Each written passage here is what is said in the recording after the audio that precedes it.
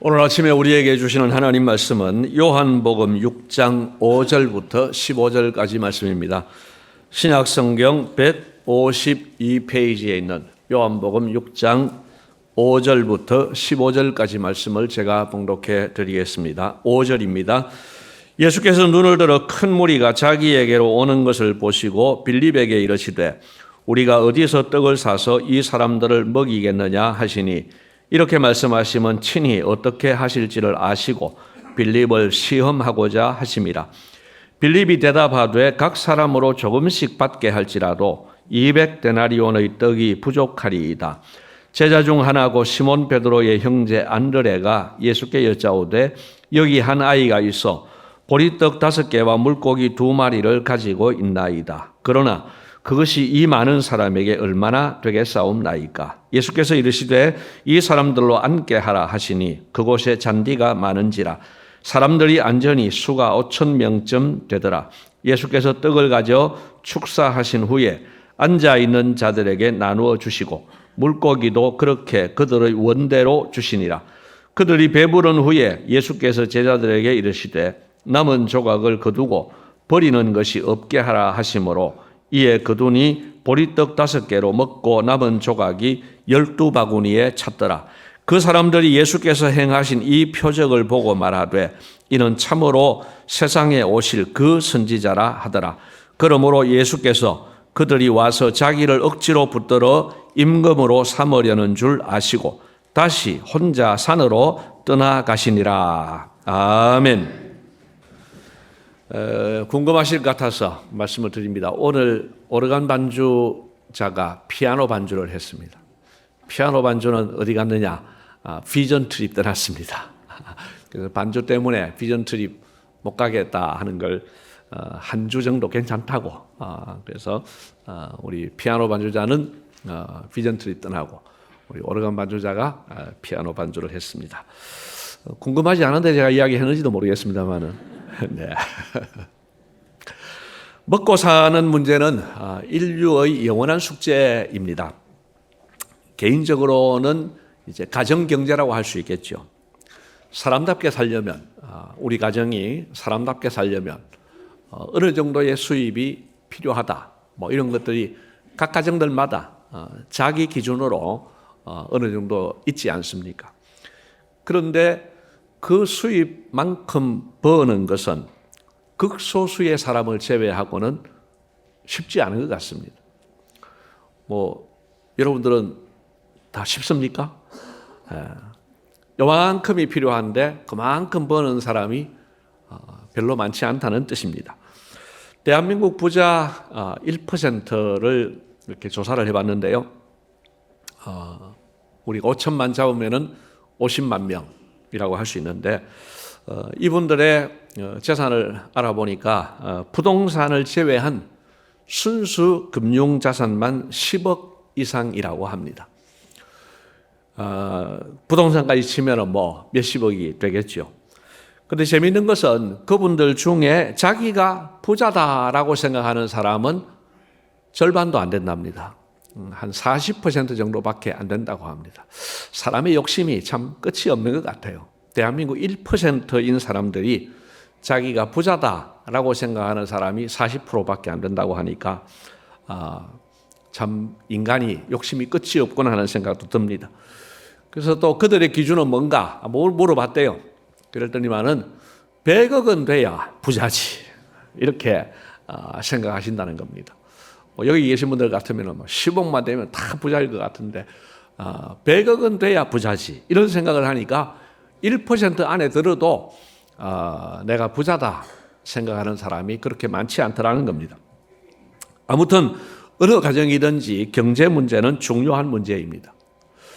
국가는 어떻습니까? 국가 역시 경제는 중요한 이슈입니다.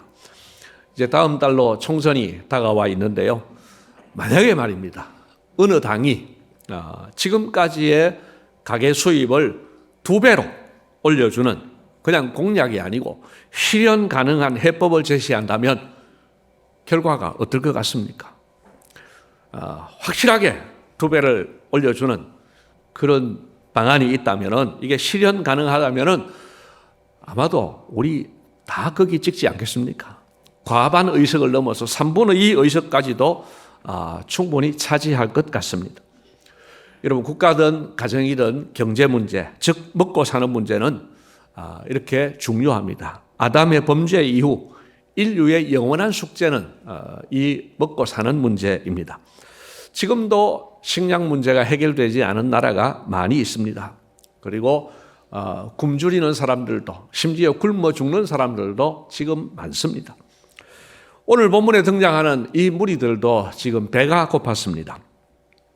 예수님께서 병도 고쳐주시고 또 신기한 일도 많이 하시고 또 듣지 못한 말씀도 전해주고 하니까 사람들이 많이 모여들었습니다. 모여서 예수님 말씀도 들었습니다. 그런데 문제는 먹을 것을 준비하지 않았다는 점입니다. 그래서 이 무리들이 지금 점점 더 배가 고파갔습니다. 자, 예수님은 이 배고픈 사람들에게 먹을 것을 주셨습니다. 우리가 잘 아는 사건인데요. 떡 5개와 물고기 2마리로 5,000명을 먹이셨습니다. 소위 오병이어 기적이라고 하는데 오늘은 이 표적에 대해서 2가지만 말씀드리려고 합니다. 이 2가지만 말씀을 드리는 이유는 주제가 많이 있지만 참 생각하고 묵상할 일들이 많지만은 집중력을 위해서 2가지만 묵상하자는 그런 의도입니다. 자, 2가지인데요. 첫째로는 예수님께서는 배고픈 무리들을 배불리 먹이셨습니다. 오늘 본문과 동일한 사건을 다루는 다른 복음서에서는 지금 예수님 일행이 있는 곳이 빈들이라고 이야기합니다. 마을에 있는 것이 아니고 빈들에 나가 있다라고 이야기합니다. 그리고 시간은 날이 저물어 갈 때라고 했습니다. 지금 해가 넘어가고 이제 저녁이 되어가는 그런 때였습니다. 자, 이 백성들이 오전부터 모였을 수도 있고 오후부터 모였을 수도 있지만 분명한 것은 지금 무리들이 배가 고프다는 사실입니다. 예수님께서는 계산이 빠른 빌립에게 질문을 하셨습니다. 우리가 어디서 떡을 사서 이 사람들을 먹이겠느냐? 그렇게 질문을 하니까 빌립이 7절에 이런 대답을 합니다. 조금씩 나누어 준다 해도 200데나리온의 떡이 부족하겠습니다. 그렇게 이야기합니다.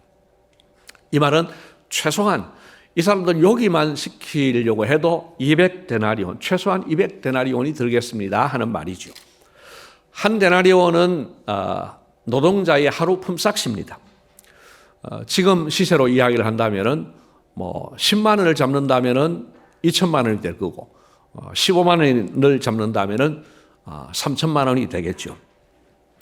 자, 남자 어른만 5천 명입니다. 여자가 똑같은 수로 모였다고 하면 10,000명이 되겠고 또 20세 이하의 청소년 아이들까지 포함한다고 하면은 만 몇천 명 정도 되는 사람들입니다. 그러면은 빌립의 계산이 얼추 맞는 것 같습니다. 타당성이 충분해 보입니다. 조금씩만 먹여도 지금 이 정도 돈이 필요하다는 거죠. 자, 예수님께서 이 빌립에게 이런 말씀을 하셨지만 그것은 빌립을 시험해 보신 것이고 사실은 당신께서 직접 해결하실 마음을 가지고 계셨습니다. 여러분, 예수님은 이들의 배고픔을 외면하지 않으시고 배불리 먹이기를 원하셨습니다. 그리고 실제로 배불리 먹이셨습니다. 한 아이가 가지고 있던 아마 도시락이었던 것 같습니다. 떡 5개 그리고 물고기 2마리로 10,000명이 넘는 이 무리들을 배불리 먹이신 겁니다. 배불리 먹이고 남은 조각을 거두었는데 13절에 보니까 그것만 해도 12바구니에 찼다고 합니다. 아주 풍성하게 아주 배불리 먹고도 넘치도록 남는 이런 일이 일어났습니다. 여러분, 이 사건은 예수님께서 우리의 일상 삶에 대해서 어떤 생각을 가지고 계시는지를 우리에게 보여줍니다. 그것은 뭐냐? 여러분, 예수님은 우리의 육신을 위한 필요를 아시고 그 문제에 대해서 공감하시고 관심을 가지신다는 사실입니다. 예수님은 저 영적인 부분만 생각하시지 우리의 육신적인 부분은 별 관심이 없는가 봐. 그게 아니라는 거예요. 여러분, 어떤 고민을 가지고 계십니까? 그 고민에 대해서 예수님께서 크게 관심을 가지고 계신다는 사실을 믿으시기를 바랍니다. 여러분, 예수님께서는 하나님이시지만은 사람의 몸을 입고 이 땅에 오셨습니다. 그래서 예수님도 배고픔을 아시고 예수님도 가난을 아시는 분입니다. 예수님은 육신의 아버지 요셉이 일찍 돌아가셨기 때문에 홀어머니와 동생들과 함께 가정 경제를 책임지기도 하셨습니다.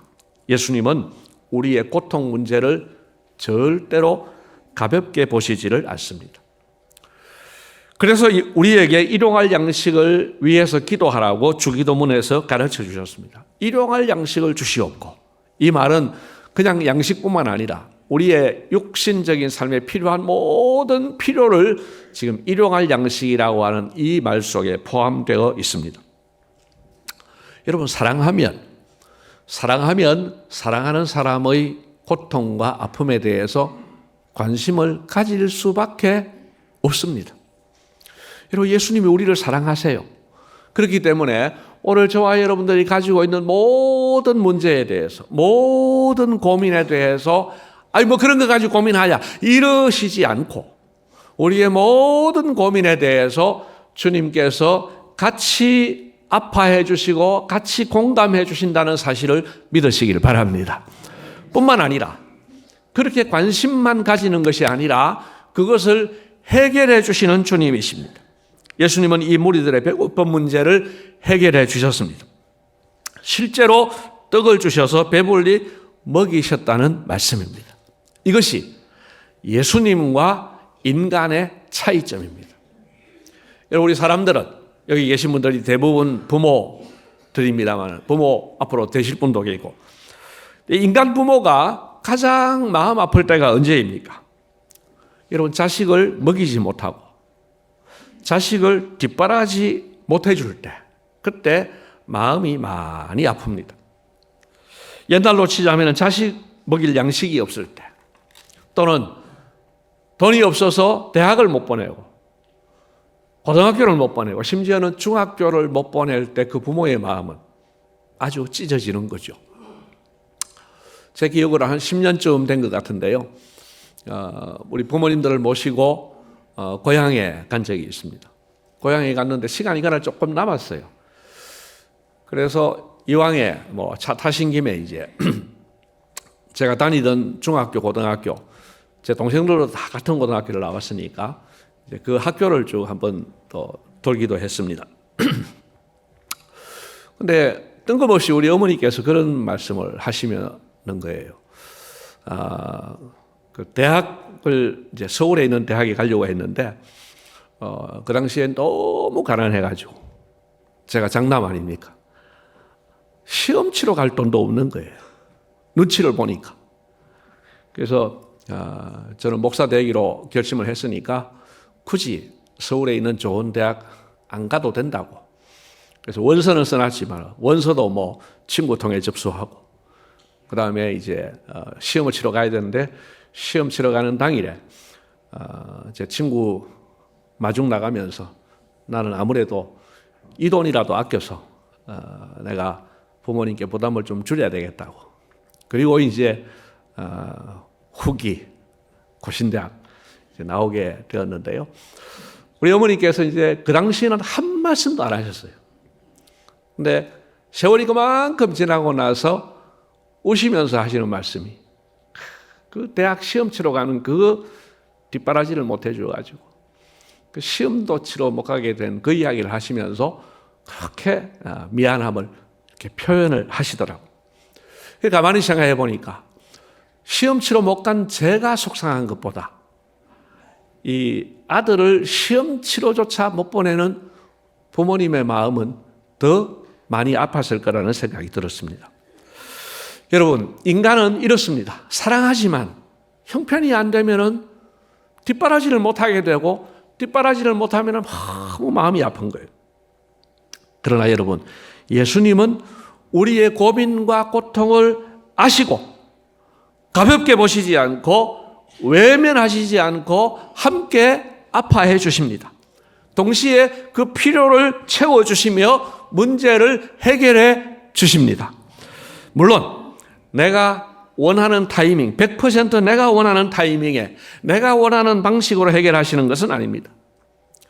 그래서 서운하기도 하고 답답하기도 합니다. 그러나 사실은 예수님께서 주시는 것은 항상 나에게 최선인 줄 믿으시기를 바랍니다. 왜냐? 여러분 부모님 입장에서 한번 생각해 보십시오. 내가 이 자식을 얼마나 사랑하는데 좋은 것 주지 안 좋은 것 주겠습니까? 우리는 없어서 못 주기는 합니다. 그러나 주님은 모든 것 주실 수 있는데 내가 보기에 좀 안 좋은 것 주십니까? 그거 실제로는 좋은 거라는 말씀입니다. 저는 개인적으로 어린 시절부터 적지 않은 어려움을 겪으면서 살아왔습니다. 그런데 그 모든 어려움 가운데 예수님께서 두 가지 은혜를 주셨습니다. 사실은 성경에 기록된 약속 두 가지를 신실하게 지켜주셨습니다. 제가 여러 번 설명했지만은 오늘 이 말씀과 더불어서 다시 한번 이 말씀을 좀 소개하려고 합니다. 여러분 고린도전서 10장 13절 말씀입니다. 같이 한번 읽겠습니다. 사람이 감당할 시험 밖에는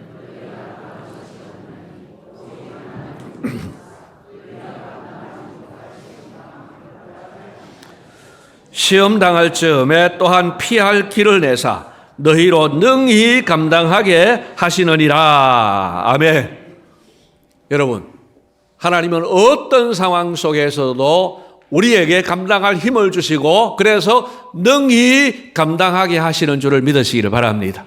그 증거가 오늘 제가 여기 있는 것이고 그 증거가 오늘 여러분이 이곳에 있는 겁니다. 여러분 지나온 날 정말 죽을 것 같은 그런 아픔이 있었다 할지라도 그때도 주님께서 감당할 힘을 주셨습니다. 그래서 감당해서 오늘 이 자리에 앉아 계신 겁니다. 주님께서 감당할 힘을 주셨다는 것 인정하시고 감사하시고 또 앞날도 감당하게 하실 줄을 믿으시기를 바랍니다. 또 한 가지 말씀을 로마서 8장 28절 잘 아시는 말씀인데요. 같이 한번 읽겠습니다. 우리가 알거니와 하나님을 사랑하는 자, 곧 그의 뜻대로 부르심을 입은 자들에게는 모든 것이 합력하여 선을 이루느니라. 아멘. 여러분 우리가 경험한 모든 것은 합력하여 선을 이루는 줄을 믿으시기를 바랍니다. 저는 제가 살아온 모든 과정에서 일어난 모든 일이 합력하여 선을 이룬 것에 대해서 100% 이해가 되는 것은 아닙니다. 그러나 퍼센트로 친다고 하면 90% 이상은 충분히 이해가 됩니다. 그 일이 나에게 그 순간에는 정말 마음 아픈 일이었지만 지나가고 보니까 그것이 내게 복이 되었고 그것이 내게 유익이 되더라 이 말씀입니다. 오늘 여러분도 마찬가지입니다. 여러분이 경험한 모든 일들은 합력하여 선을 이루어 주시는 줄을 믿으시기를 바랍니다. 그런데요 종합해 보니까 여러분 여러분 인생에 이 두 가지면 충분했습니다. 아니 어떤 것이든지 감당할 수 있는 힘을 주시고 그리고 그 모든 것을 합력하여 나를 유익하게 하는 선을 이루는 것이라고 하면 더 이상 필요한 게 뭐가 있겠습니까? 여러분 예수님은 저와 여러분을 일용할 양식으로 먹이시며 선한 길로 인도하시는 선한 목자이십니다. 꼭 믿으시기를 바랍니다. 자, 두 번째로 예수님은 우리를 생명의 떡으로 먹이십니다. 예수님께서 먹는 문제를 이렇게 확실하게 해결하시니까 사람들의 반응이 뜨거워졌습니다. 15절 말씀을 보시면 예수님께서 군중들을 떠나 산으로 가셨습니다. 이유는 사람들이 예수님을 임금으로 삼으려 했기 때문입니다. 그만큼 먹는 문제는 중요했고 이 사건은 사람들에게 강렬한 인상을 주었습니다. 그러니까 그 다음부터는 사람들이 예수님을 찾아다니는 거예요. 예수님 안 보이니까. 그래서 저 가버나움이라는 곳까지 가서 예수님을 찾습니다. 그리고 그들이 인사를 합니다. 라삐여, 선생님 하는 말인데 선생님 언제 여기 오셨나이까? 그렇게 인사 겸 질문을 했습니다. 그때 26절에 보면은 예수님께서 이런 말씀을 하십니다. 너희가 나를 찾는 것은 표적을 본 까닭이 아니요 떡을 먹고 배부른 까닭이로다. 여러분 표적이 뭐라고 했습니까? 표적은 예수님이 하나님의 아들 메시아라는 것을 보여주는 사인이라고 했습니다. 그러니까 이 표적을 보고 예수를 하나님의 아들로 믿어야 되는 거예요. 그런데 그거에는 아무 관심이 없고 그저 먹고 배부른 이거에만 너희가 관심을 갖지 않느냐. 예수님께서 탄식을 하신 거죠. 그리고 이 탄식 후에 예수님은 그들에게 꼭 필요한 권면을 하셨습니다. 27절 말씀입니다. 같이 한번 읽겠습니다. 썩을 양식을 위하여 일하지 말고 영생하도록 있는 양식을 위하여 하라. 아멘. 여러분, 썩을 양식은 뭡니까? 여러분, 오늘 아침 식사하고 오신 거 그게 썩을 양식입니다. 미안하지만. 왜 그렇습니까? 이거 안 먹고 놔둬도 썩습니다. 그리고 먹으면 우리가 소화가 된 이후에는 그냥 배설물로 나가서 썩게 되는 거죠. 그것이 값어치가 없다는 말도 아니고 필요하지 않다는 말도 아닙니다. 그거 필요한 거예요. 그러나 그것보다 더 중요한 게 있는데 그거는 뭐냐? 영생하도록 있는 양식이라는 겁니다. 영생을 주는 양식이라는 말씀입니다. 예수님은 육체를 위한 이 양식도 필요하지만 더 중요한 것을 놓치지 말라고 권면하신 겁니다. 어쩌면 예수님께서 영생하도록 있는 이 양식 이야기를 하시기 위해서 이 표적을 베풀어 주셨을 수도 있습니다. 예수님께서는 작심하시고 이 양식에 대한 말씀을 이어가셨습니다. 31절 말씀을 보십시오. 이 군중들이 예수님에게 이야기를 합니다. 조상들이 광야에서 만나 먹은 일을 이야기합니다. 그러니까 예수님께서 또 이렇게 이제 권면을 하십니다. 32절과 33절은 같이 읽겠습니다. 예수께서 이르시되 내가 진실로 진실로 너희에게 이르노니 내 아버지께서 너희에게 하늘로부터 참떡을 주시나니 하나님의 떡은 하늘에서 내려 세상에 생명을 주는 것이니라. 아멘. 자, 이 무리들이 예수님 말씀을 다 이해한 건 아니에요. 이해를 한 건 아닌데 분위기를 보니까 만나보다 더 중요한 참떡을 이야기하시는 거예요. 또 그 떡은 33절에 보니까 세상에 생명을 주는 것이라고 그렇게 말씀을 하시니까 분위기를 보니까 이게 좋은 거예요. 그래서 34절에 뭐라고 합니까? 이 떡을 항상 우리에게 주소서 이렇게 이야기합니다. 아마 여러분들도 뭐 친구를 만났는데 자기가 먹어본 좋은 약을 이야기를 하면서 이거 먹으니까 너무 좋더라 하면서 약을 팔면은 이제 의문을 제기하겠지만 이거 하나씩 먹어봐라 하면은요 안 받아올 사람이 없을 거예요. 나도 먹어보자고. 왜? 공짜니까. 좋다고 하는데 공짜니까. 이 두 가지가 충분하면은요 달라고 하는 거죠.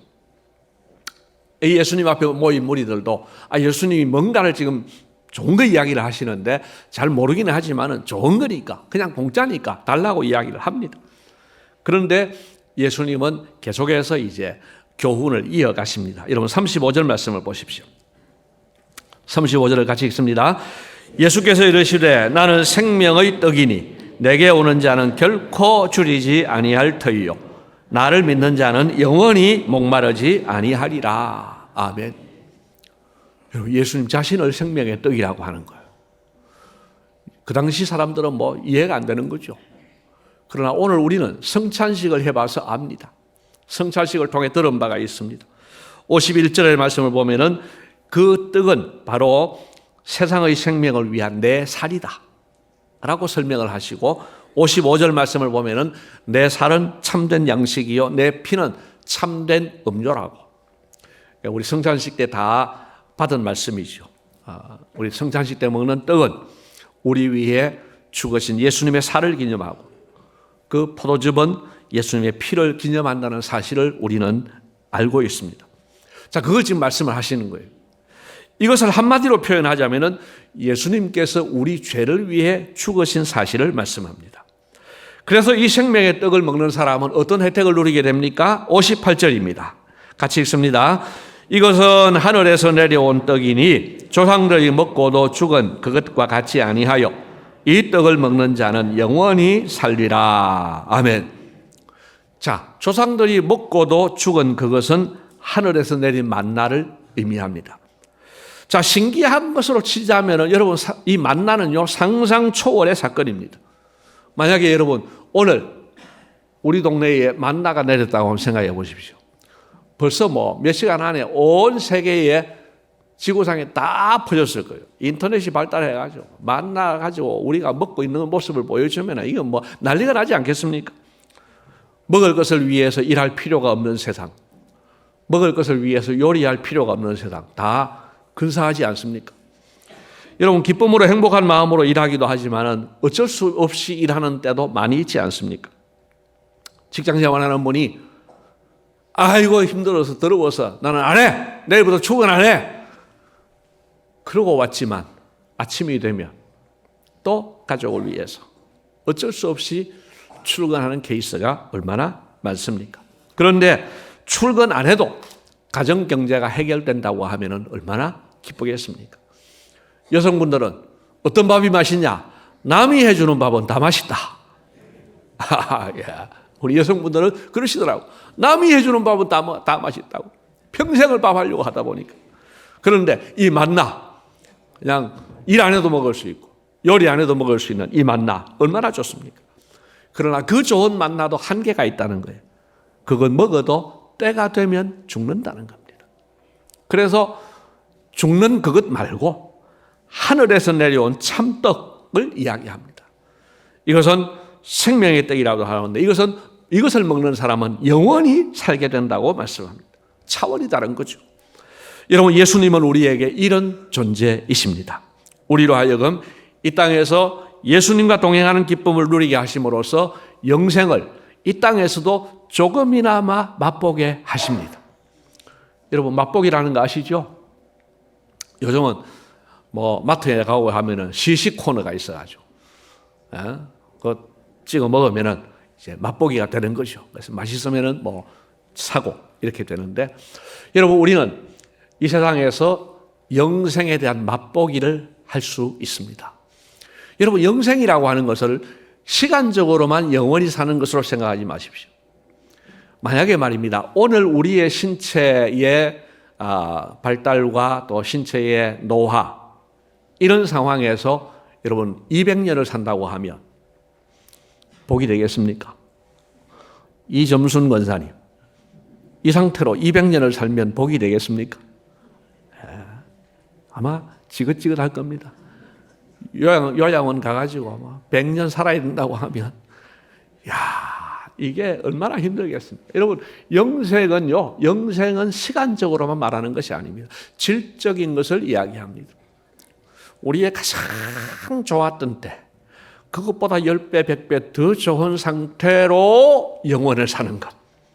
이것이 영생인데, 예수를 구주로 믿는 사람에게 예수를 제대로 믿을 때에 주님께서 그 기쁨을 맛보게 하시는 거예요. 제대로 누리지는 못해도 맛볼 수 있습니다. 그리고 죽어서는 완전한 영생을 누리게 된다, 이 말씀입니다. 이 특별한 복을 제가 다 이해할 수 없어서 안타깝고 다 설명드릴 수 없어서 죄송합니다. 하지만 분명한 것은 생명의 떡이신 예수님을 먹는 사람, 즉 예수님을 구주로 믿는 사람은 영생을 누린다는 사실입니다. 인간의 수명이 많이 길어졌다고 하지만 여러분, 인생은 참 짧습니다. 또한 그 짧은 인생 여정 가운데 이때다 싶은 절대 행복의 순간이 여러분 얼마나 있습니까? 지금은 아무 걱정도 없고 이 상태로 그냥 딱 정지되어 살면 좋겠다. 여러분, 그 순간이 얼마나 됩니까? 여러분, 없을 수도 있고 있어도 찰나일 수 있습니다. 우리는 문제가 많은 고단한 인생을 살아갑니다. 그것도 청춘은 잠깐이고 늙어가고 있습니다. 이런 인생이 우리 삶의 전부라면 우리의 인생은 참 허망할 것 같습니다. 그러므로 이 예수님으로 인해 생명의 떡을 먹고 영생을 누릴 수 있다는 것은 기쁜 소식 중 최고의 기쁜 소식인 줄로 믿습니다. 복음 중에 복음이라는 말씀입니다. 여러분, 예수님은 하나님 나라의 왕으로서 백성된 우리를 먹이십니다. 육체의 양식으로도 먹이시고 또한 생명의 떡으로도 먹이십니다. 주님께서 사랑하시는 성도 여러분, 예수님은 우리의 육체에도 지대한 관심을 가지시고 일용할 양식을 주십니다. 먹을 것뿐 아니라 삶에 필요한 모든 것을 종합한 표현이 일용할 양식인데, 우리 주님은 때를 따라 돕는 은혜로 우리에게 일용할 양식을 제공해 주시는 줄로 믿습니다. 뿐만 아니라 자신의 몸을 우리에게 생명의 떡으로 주셔서 우리로 하여금 영생을 누리게 하셨습니다. 이 놀라운 사실을 믿으시고 우리의 육체와 영혼을 먹이시는 그 주님을 의지하고 찬송하면서 주님의 말씀을 따라 살아가는 우리 모두가 되시기를 주님의 이름으로 축복합니다. 고맙습니다, 주님. 배고픈 무리들에게 먹을 것을 주시고 더 나아가서 생명의 떡을 주신다고 말씀해 주셨습니다. 오늘 우리에게도 일용할 양식을 주시고 또한 생명의 떡을 주셔서 영생을 누리게 하시는 것을 감사합니다. 이 가치를 깨닫게 하시고 이 땅에서도 조금이나마 맛보며 살게 하시고 또한 저 영원한 천국에서 영생을 영원토록 누리는 우리가 되게 하여 주시옵소서. 이 사실을 믿음으로써 오늘도 소망 가운데 살게 하여 주시옵소서. 감사하옵고 예수님 이름으로 기도드리옵나이다. 아멘.